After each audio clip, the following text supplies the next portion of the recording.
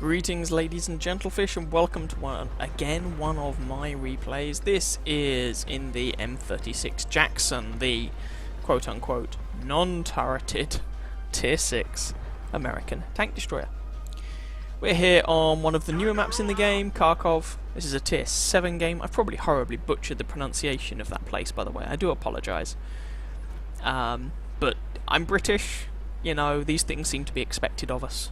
Kharkov. There we go. It's about the best I can do. It's a Tier 7 game, as I said. And this isn't the best map for this tank. I mean, despite the fact that it has a turret, despite the fact that the frontal armour isn't completely terrible, I mean, at the end of the day, the Jackson's still a tank destroyer.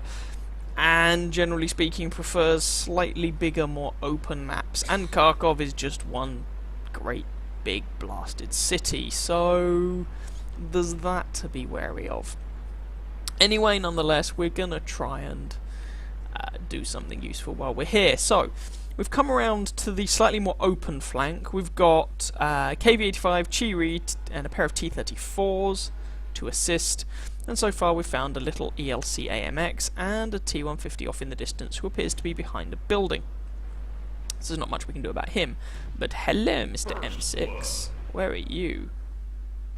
No shot. KV-3, nope. Nope. Oh, that's very sad. Oh well, okay. So, just push forwards. There's an Achilles, as well as the M6. Oh, all these guys, just can't shoot them. How depressing. Oh well. Alright, fine. Time to move up. And this machine, especially because it has a turret, does give you the flexibility to realistically move forward. I mean, the armor's just about good enough for a few bounces. The turret lends you a bit of flexibility. That's an Achilles, who's now missing a chunk of his health. The 90mm gun isn't the best gun to be mounted on a Tier 6 tank destroyer, but it's the best gun to be mounted on a Tier 6 turreted tank, arguably.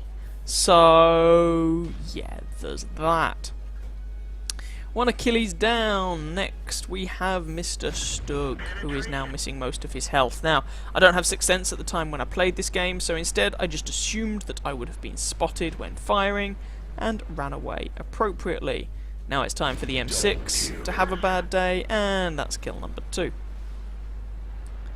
The enemy does have 3 artillery pieces, so I do need to be very careful about that, especially as this is Kharkov, so they're less likely to be pointed into the town because they'll struggle to get shots there, and more likely to be pointed over toward the more open area where I am. Nonetheless, still alive, haven't taken any damage yet, and got 2 kills, which is not too shabby.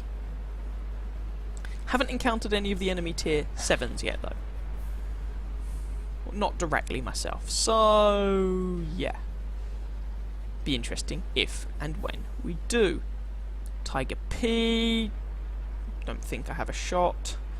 VK, not at the moment. Cromwell over to my left. And are you going to poke out? No. Oh, how sad. Oh, now he pokes out. Typical, isn't it? Oh well, he's dead anyway. Kill number 3. And the M6 now has to face down a Tiger P. And that's not an engagement that he's likely to win. I can't really provide him much support. What I can do is come around here and engage the enemy AMX in the rear to give our T-150 a bit of a friendly helping hand. AMX puts a shot into the aforementioned T-150, and I put another one into the AMX. T-150, it looks like, puts a shot into the AMX. I take what is probably an artillery shell to the side, I would guess from the Bishop, judging by the amount of damage he did. That shot bounces on the AMX's turret, which is a little bit annoying. I take a hit for my troubles, and good night, my dear. Kill number 4. So, we've taken 1 proper damaging shot so far, I believe, from the enemy artillery. The shot from the AMX just appeared to nibble my tracks. Side shots into a KV-3, yes please, and there's one of the enemy artillery pieces, who just took a big old hit to the face, and is dead. Chiri polishes him off. So we've still got this KV-3 over here. We are winning this by 3 kills, but looking at exactly what tanks the enemy team has left and the amount of health that a lot of our machines have left, this is far from a foregone conclusion. In fact, we just lost one of our artillery pieces, and that Tiger P is closing in on our base. Right, let's see if we can do something about this KV3, give our Chiri a bit of a helping hand. There's also the Bishop over there on 1 health, and the M41 artillery piece somewhere around here. KV3 is looking behind him, but I have his bum, and he's dead. Kill number 5. Tiger P is still around our base. There's the Bishop. Bishop has fired. Bishop failed. Bishop died.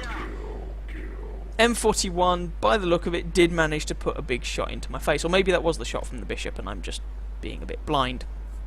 Either way, I load a high explosive shell to try and make sure that I can one-shot the M41. Because off the top of my head, I can't remember exactly how much health he has.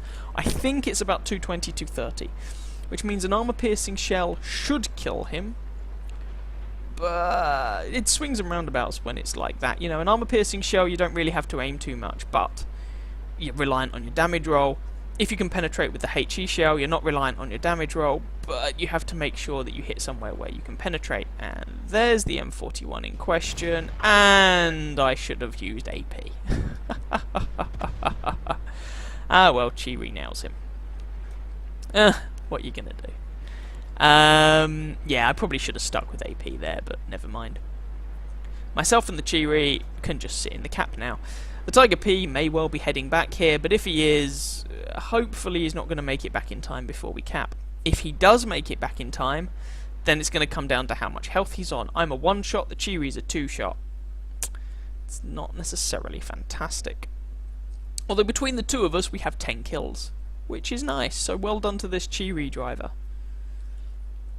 Together we managed to clean up that sort of the 1 and 2 lines, that flank, which was nice. Cap counter's up to 70.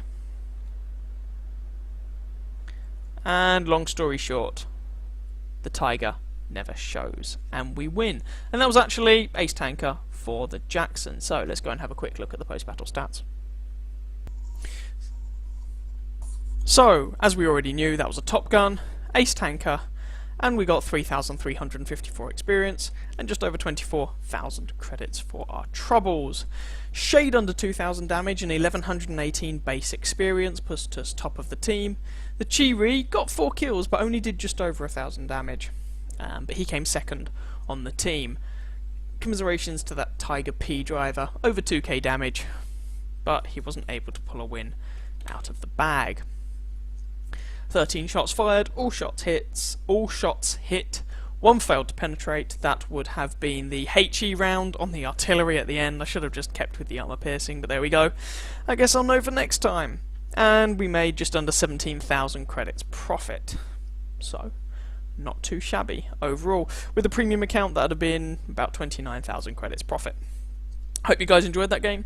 If you did, please feel free to catch some of my other videos and or subscribe to my channel, and I wish you very happy hunting on that battlefield. Ciao ciao.